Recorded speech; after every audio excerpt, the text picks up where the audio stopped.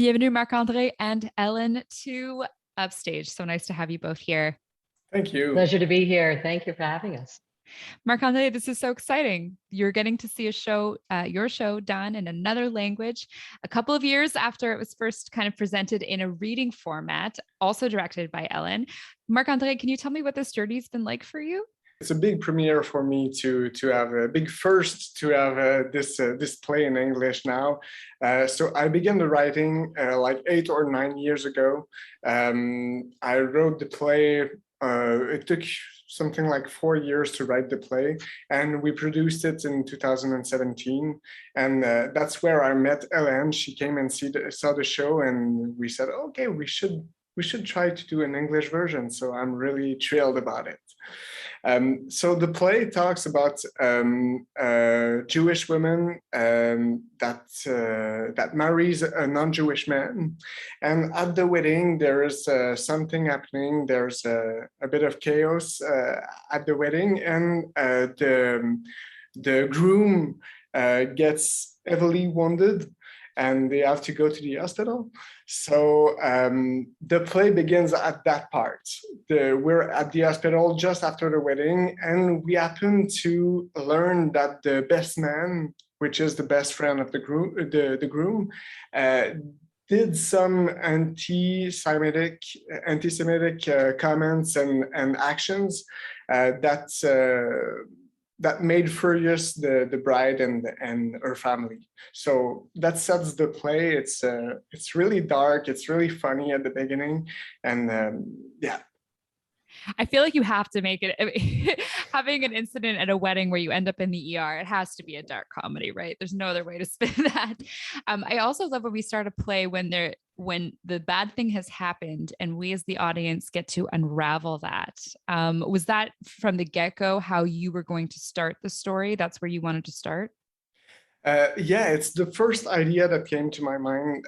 Just how could it begin really bad, and how can I make it worse after that? So the play is it's getting really far in this drama, always with a funny touch, but I can't tell you too much, but it goes really far. I really like to put my characters in deep beep.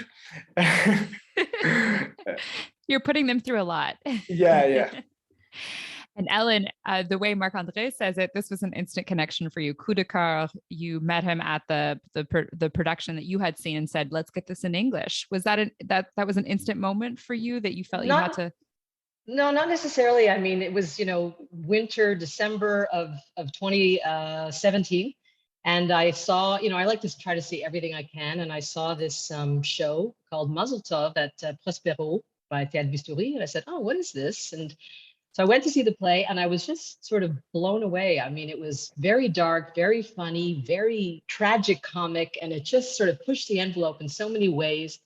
And there was a talk back after, which was really fascinating to me.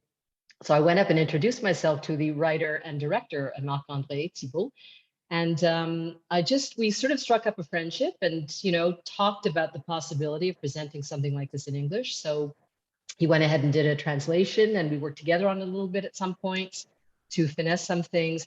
And then I brought it to Infinithéâtre in their Pipeline series, and we sort of we had a reading at late 2019. And eventually the idea was to create a production, but of course with the pandemic, everything got delayed. And so here we are, after many postponements and many waves. We are now in end of April, May of 2022, almost 5 years after I saw the show for the first time. That is the voice of Ellen David, the director of Mazel Tov, and also speaking with Marc-André Thibault, who is the writer and the translator of this piece. Marc-André, it's a bit unusual to have the writer do the translation because oftentimes you're translating into your native tongue. Here you're translating into English. Can you tell me about that process? Yeah, it was quite a challenge. I have some experience in translating from English to French, but it was the first time that I tried to translate my work in English. So I needed some help at some point. So Ellen really helped me with this translation just to make sure that everything holds up. Yeah, we work really well together. Ellen really feels the play. We have good discussion about the writing, but also about directing the play. So we exchange a lot about the play. So I'm really pleased to have her on this show.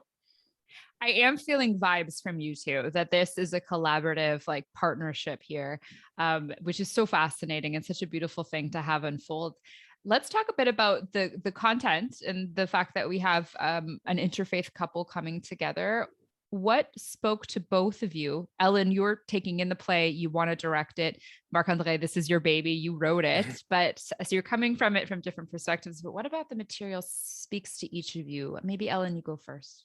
As you say, Sarah, it's an interfaith couple getting married, and the groom, who is not Jewish, is honoring the bride's or the bride's family's customs. And at one point, he says almost that, and because he's not Jewish, there's a priest present as well. So both faiths are represented in the ceremony. And he says, having a priest and a rabbi at a wedding almost sounds like the beginning of a bad joke.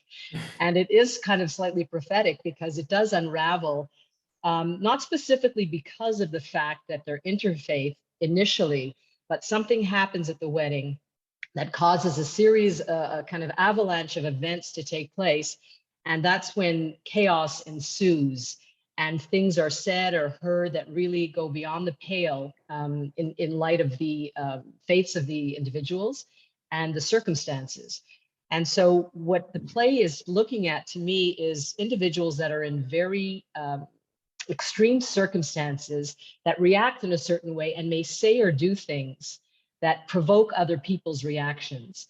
And that's kind of the times we're living in. What I find so fascinating is that in 2017, it was a certain story, a very powerful story. In 2022, we're almost more in the direction of something that needs to be discussed. We're in the age of rage. We're in the age of reaction. We're in an age where, we're all aspiring to political correctness. And, what's funny anymore? What can be said? What can we do? We see that, what we do, our actions and our words have consequences, and sometimes it's dire consequences. And this is not a true story for me. It's a cautionary tale of what happens, almost a fable, when you go too far in a specific direction and the worst possible circumstances arise. How do you come back from that? So I'll pass it to Marc-André in a moment. It's 4 flawed individuals who are on a scale of their own personal evolution, coming to grips with why they are the way they are, what are their tools to get by in life, what are their defense mechanisms, what are their particular senses of humor, and does it work now? And does it work with each other? And when do we have to put these things aside and respect the other individual? And I see what happens in the play is that each one of them goes through a dark night of the soul where we hopefully come out the other side. And even if it's not perfect, we're on a journey to become our better self. Marc-André, I think Ellen's trying to say that your play is aging like a fine wine, getting better over time. That's good to hear. What brought you to this theme of, an interfaith relationship, but also, as Ellen was saying, reactions, pushing people's buttons? One of the key themes of the play is to be able to put yourself in other people's shoes.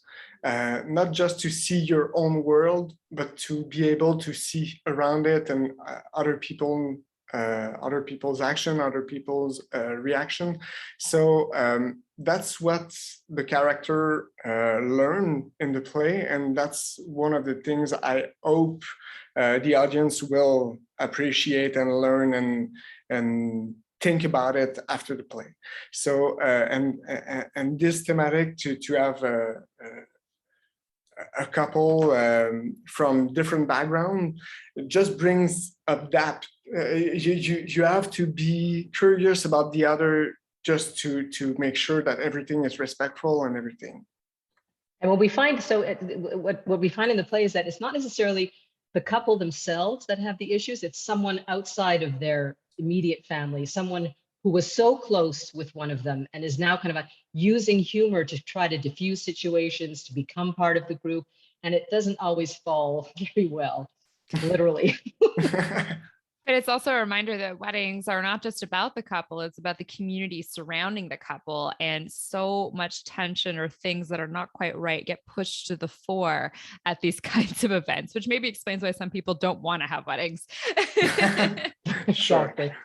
And the other nice thing is that you're talking about two religions or two belief systems coming together. But here we also have a French play by a French playwright being produced by an Anglophone director for Anglophone audience. And obviously there will be Francophones in the audience and Allophones in the audience as well. So I see in your story that there is a nice message about collaboration here as well. Do you have any thoughts on that? I think it's only enriches the play, it enriches the human being we are, just to talk to other people, to think about the art, to think about these thematics. It's just better to be with with new people than to be always in your same circle. So it just enriches everything. And I think it's a valid exploration of cultures coming together, religions coming together, seeing what the other side is. Marc-André says, looking into the face of the other and seeing what their experience is, absorbing it and respecting it and honoring it, and learning from this collaboration. So I think we see these people go through a variety of circumstances, and we wonder, what would we do? Do we find this funny? And if we do laugh, do we cringe when we're laughing? I mean, I laughed a lot when I saw it in French. I'm not sure if an Anglophone audience has the same sensibility as a Francophone audience. That's going to be interesting for us as well to explore. I have a pretty dark sense of humor, so I can sort of look past and try to understand what the playwright and what Marc-André was trying to explore by pushing people to the extreme, and seeing what happens after that and where we come back from that and what we can learn from it. It's been so nice to speak with both of you. Mazel Tov on the arrival of this new production, Break a Leg. Thank you very much, Marc-André and Ellen. Thank you. Thank you so much. Always a pleasure talking to you, Sarah.